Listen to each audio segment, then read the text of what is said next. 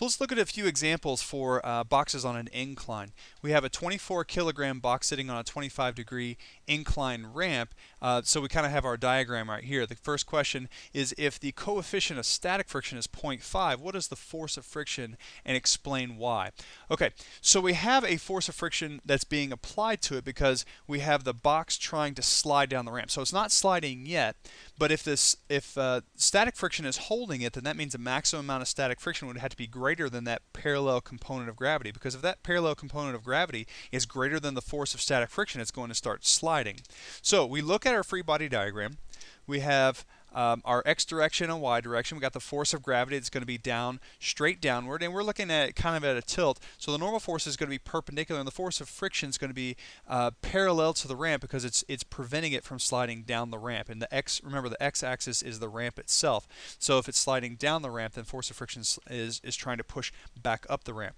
All right. So for the parallel component, it's going to be equal to force of gravity sine of 25 degrees, and we figure out that that's 99.4 newtons. For the perpendicular component of gravity, it's going to be 24 times 9.8 times cosine of 25 degrees, so that's 213.2 newtons. So those are important numbers for us to start figuring out just how much the force of friction is going to be.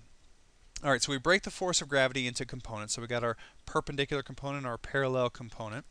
And then we start looking at the force of friction. Well, the force of friction is going to be equal to the coefficient of static friction times normal force. Now, if you notice, the parallel component is 99.4 newtons. So if the maximum amount of static friction is greater than this 99.4 newtons, then that means it's not going to start sliding.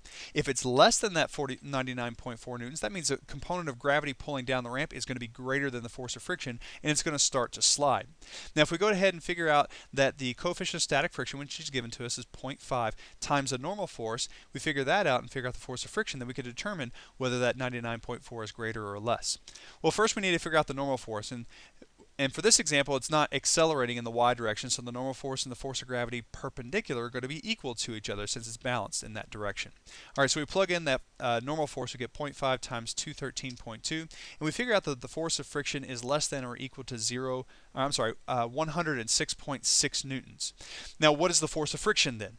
Well, if the force of friction is opposing the sliding down the ramp, then that means the force of friction is simply balancing this 99.4. It's not going to be 106.6 because that's the maximum amount that static friction can apply. So it's only going to be 99.4 newtons because that is all that it needs in order to balance out how much gravity is pulling it down the ramp. So the force of friction is going to be 99.4 newtons.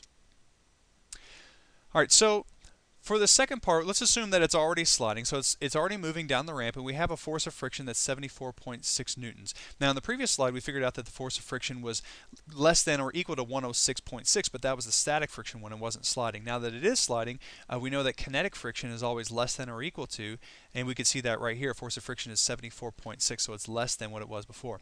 So we need to figure out the coefficient of kinetic friction and the acceleration. Well, to figure out the coefficient of kinetic friction, we only have one equation. Force of friction equals coefficient of kinetic friction times normal force.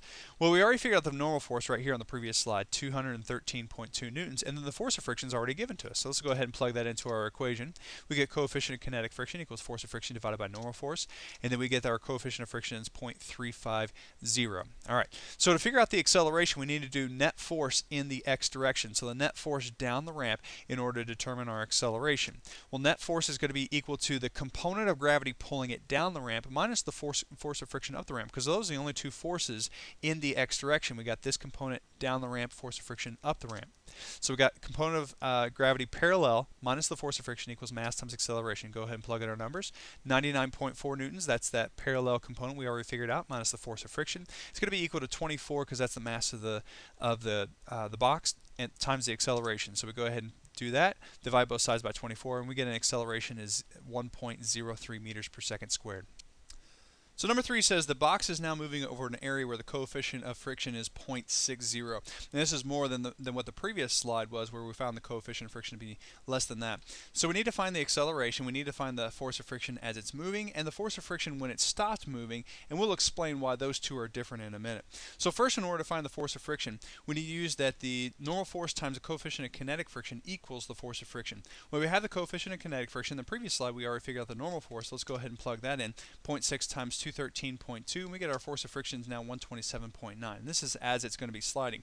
Now, if you notice, the force of friction is 127.9. It's greater than the parallel component of gravity that's pulling it down the ramp. That means if it's sliding down the ramp, then the net force is going to be up the ramp, which means with the direction that it's moving in the positive direction and the net force is in the negative direction, the acceleration is going to be in the negative direction, so it's going to be a negative acceleration. We go ahead and figure that out using Newton's second law. Net force in the x direction equals mass times acceleration in the x direction. We got force of friction up the ramp, it's going to be negative. We got force of gravity parallel to the ramp down the ramp, that's going to be equal to mass times acceleration. Now you can see right here that the 99.4 minus 127.9, that's going to give us a negative 28.5 newtons. That's our net force. It's slowing us down. So we divide both sides by 24 and we figure out our acceleration is going to be equal to negative 1.19 meters per second squared. So it slows down and then eventually it's going to come to a stop. Now when it comes to a stop, what's the force going to be then? Well, it's not going to be the 127.9 because the 127.9 was as it's sliding. And if the 127.9 is still being applied when it stops, as it's about to turn around, then that means the force of friction would be pushing it back up the ramp, which doesn't really make sense. So when it stops, the force of friction doesn't turn around, start accelerating it back up the ramp. It just minimizes in order to balance out the amount of force needed in order to keep the acceleration equal to 0. So while it's sliding, it's 127.9, but when it stopped, it's 99.4 just to balance out the force of gravity parallel to the ramp, so it's not going to be accelerating anymore. In number 4, it says assume the box is already moving with an acceleration of 1.3 meters per second squared. So we already have the acceleration. Find the coefficient of friction. All right.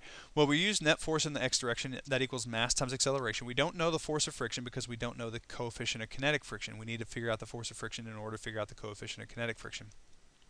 So we do net force, that's a component of gravity parallel to the ramp pulling down the ramp minus the force of friction, that equals mass times the acceleration. We go ahead and plug in the numbers. We know that the parallel component is 99.4, we know the mass is 24 and the acceleration is 1.3. So we find the force of friction and we figure out that the force of friction is going to be equal to 68.2 newtons. Alright, so that gives us our force of friction. We have the normal force. Let's go ahead and figure out the coefficient of friction. Plug in the force of friction, 68.2, the coefficient of friction is 213.2. Divide both sides by that 213.2. We get a coefficient of friction equal to 0.320. With no units, no negative. It's a dimensionless unit. The fifth question says that the coefficient of static friction is 0.5. What angle would the ramp have to be tilted in order for the box to start moving? So that means the parallel component of gravity would have to be enough to where it overcomes that force of friction. Well, in order to determine this, we've got to figure out how much force of friction it has. And since we're changing the angle, that means the parallel component and the perpendicular component are actually going to be different from what they were before. So the first thing we're going to do is we're going to figure out Newton's second law in both directions. Net force in the x direction, net force in the y direction are both going to be 0. Because when it starts to move, it's actually at the very top of friction being balanced, so the static friction is at its max. So we're going to say that just before it starts to accelerate, that's going to be the net force at that moment. So the net force in the x direction is the maximum amount of static friction. It's going to be equal to the parallel component. The normal force is going to be equal to the force of gravity. We already knew that because those are the only two forces in the y direction. Alright, so we get the parallel component. Remember, the parallel component is the force of gravity times sine of the angle. The perpendicular component is force of gravity cosine of the angle. Alright, so we get force of friction max is going to be equal to mass times gravity sine of the angle. Then the normal force is going to be equal to mass times gravity cosine of the angle. Alright, now the coefficient of static friction is 0.5. And if you remember, the equation that we have is the force of friction is less than or equal to coefficient of static friction times normal force. The maximum amount of friction is that equal amount. So let's go ahead and plug in this right here, the mass times gravity times sine of the angle in for force of gravity max, force of friction max, and then mass times gravity times cosine of the angle in for normal force. Now you can see that the force of gravity parallel and the force of gravity perpendicular go in here, and the masses and gravity are actually going to cancel from both sides. And then we're left with this side having sine over cosine, and sine over cosine is actually tangent of the angle. Now, in order to figure out the angle, then we take the inverse tangent of both sides, inverse tangent of the coefficient of static friction, which is given to be 0.5. We get that it's going to be equal to an angle of 26.6 degrees.